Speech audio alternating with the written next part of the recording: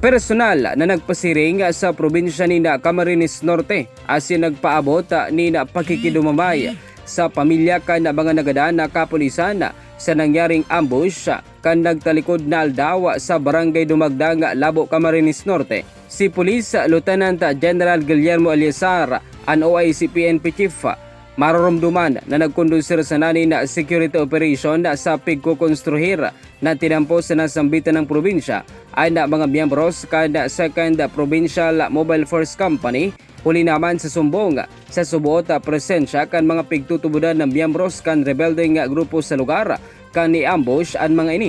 Rason para bawian ni na buhay ang 5 sa tropa kan gobyerno na sinda Police Staff Sergeant Roger Estoy Jr., Police Corporal Beneric Bacunin, Police Corporal Jeremy Alcantara, Police Corporal Alex Anchoquia, asin Police Corporal Joey Cuarteros.